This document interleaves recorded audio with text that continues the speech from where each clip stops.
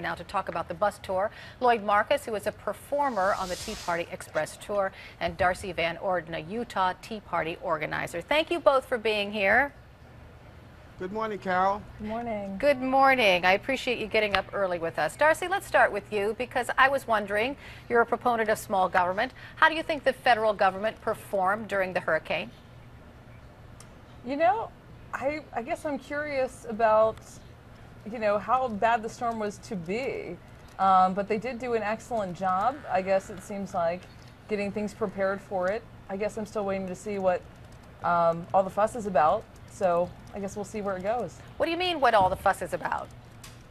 Well, I'm just wondering how bad the storm is really going to be. So you think that the federal government perhaps overreacted? Well, no, I'm glad that they were prepared. So I'm just hoping everything continues to go well, and we'll just go from there. Gotcha. And I ask you that because Ron Paul came out over the weekend. He's a libertarian, and he was he called FEMA deeply flawed and wasteful. But we've heard from several governors and mayors across the country, or actually along the Northeast coast, who said FEMA did a great job. So I was wondering if you've had any newfound respect for FEMA, or do you agree with Ron Paul? Well, Ron Paul gets it right most of the time, so I'm a big fan of Ron Paul, and I appreciate everything he does, and will continue to do for this nation. Well, as far as his FEMA remarks?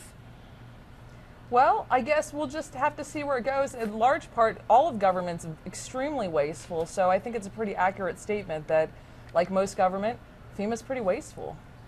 Okay, Lloyd, let me ask you this question, because you perform at these Tea Party tours, and and to the delight of the crowd. And I just wondered, you're used to support at those Tea Party rallies, but this tour is coming at a time when Tea Party support isn't so strong. Only 31% have a favorable opinion of the Tea Party. That's according to the latest CNN ORC poll, while 51% have unfavorable opinions of this movement, of the Tea Party movement. Are you bothered at all by these numbers? Well, I think that I am basically bothered by the racist thing. This movement is not racist. These are well, I don't think that's what the poll is about. I think in general that yes, people are. is. No, it isn't. It really isn't. I mean, that may be part of it, but it's certainly not all of it. Oh, no. We have so many people on the opposite side despicably trying to make this thing about race. This has nothing to do with race. These are people who are hard-working Americans, and they are simply saying no to socialism. That's it. I have been to well over 200 Tea Parties around this country, and the American people are absolutely wonderful folks, but they are saying no to socialism, and more people are joining our ranks. So I don't know what that poll is all about, because more folks are seeing the light. Darcy, well, let me ask you that same question. Why do you think more people are across the country, those who do not belong to the Tea Party, why are they growing more disenfranchised with the movement?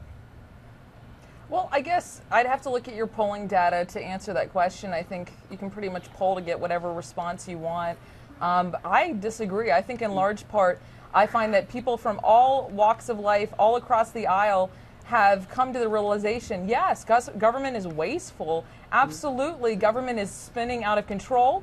We had an opportunity with the raising of the debt ceiling to do something about it.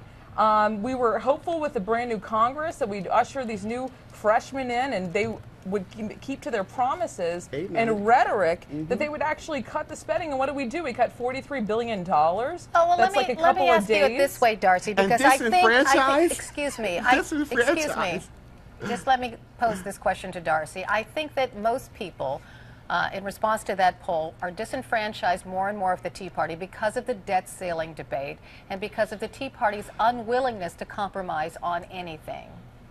Thank God! Well, I would argue that the debt ceiling debate was, unfortunately, it was lathered with a lot of misinformation by the media because, truthfully, just because you don't raise the debt ceiling doesn't mean we automatically default as a nation.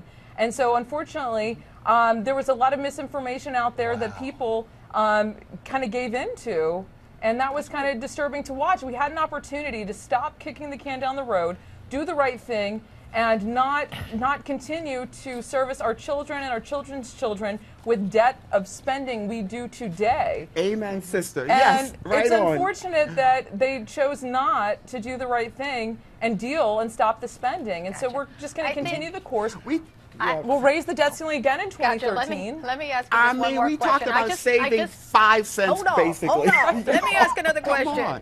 on.